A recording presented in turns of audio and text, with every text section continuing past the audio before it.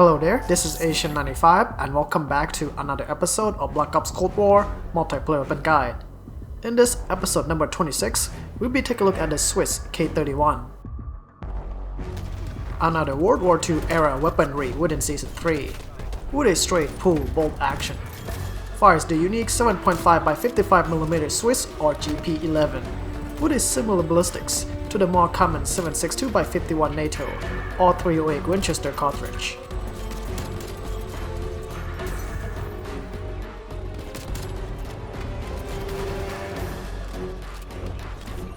The Swiss K31 is the sniper rifle with a small one-shot kill area.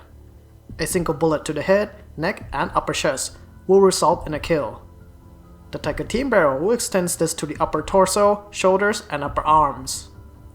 While a bolt action usually means a slower fire rate, the K31 is the fastest to rechamber, as it tops out at 60 rounds per second.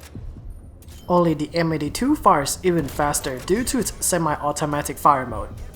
The velocity is solid at 700 meters per second.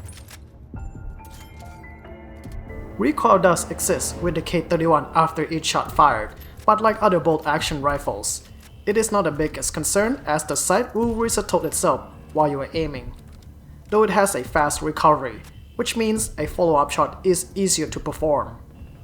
The idle sway is moderate, which is nice for when you don't have a luxury of time to hold your breath, but doing so is ideal against a distant target.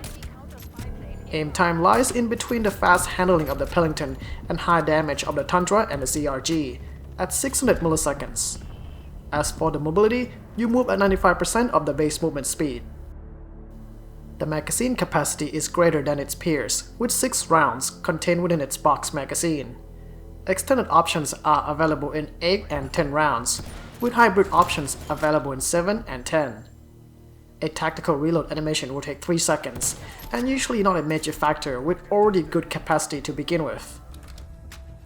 The Swiss K31's faster rechamber is useful for tackling multiple enemies within your lines of sight, and permits you to be a bit more aggressive compared to other slow-firing Tundra and CRG.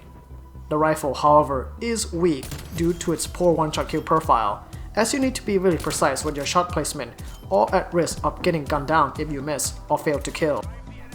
In order to remedy this issue, the 24.9-inch Tiger Team barrel is a must, as it will extend the one-shot kill to the upper torso, shoulders, and upper arms, along with an increase in velocity to 1050 meters per second and fire rate to 80 rounds per minute. It is perhaps the most valuable attachment for the K31, with looser tolerance within your shot placement, and minor benefits are welcome to enhance its overall performance even further. The downsides direct towards the magazine capacity and starting ammunition, as you get 5 rounds per mag instead of 6, with less starting ammo of just 3 magazines total. Nonetheless, 15 rounds can still go for a long distance for a sharpshooter. Other than the Tiger Team barrel, it will be beneficial to invest in a low-powered scope. The 2x scope or the AV-PVS-4 thermal are ideal for any scout snipers who are looking to get a little closer to a general gunfight. The lower magnification grants greater peripheral vision, while the thermal is useful against darker maps, such as Miami, where highlighted enemies give you quicker awareness. Though you may find long shots difficult as you need to line up properly first, so avoid competing against long-range snipers is ideal unless they are not facing you. For a more primitive option, there is the iron sight, which grants even lower magnification than the scopes, but this attachment will remove the sniper glint to enemies who are within your view. It is quite challenging to use, but very rewarding. Note that with any optic, you can still hold your breath while aiming to stabilize. For the fastest handling attachments, the usual combo of the airborne elastic wrap and radar stock are essential to make the K31 snappier with faster ADS time of 528 milliseconds, along with a faster sprint to fire speed.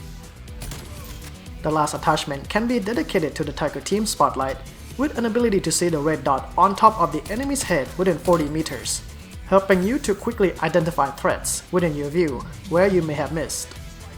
If you have the thermal on, then this attachment is redundant as the thermal is a superior choice for detection. An alternative here would be the sound moderator, as it will keep you off the radar when firing. For the rest of this class, a strong secondary is highly recommended when you find enemies pushing too close for the sniper to be effective. Dual-wielded pistols and shotguns are ideal for close-range engagement. For the field upgrade, the proximity mine is useful to guard your 6, or give you an alert of nearby enemy who are wishing to break your defense if it failed to kill. Perk-wise, you can elect the perk Greed wildcard and at least have Flak Jacket, Tac Mask, or even both, in order to protect you against initial explosive and tactical grenades.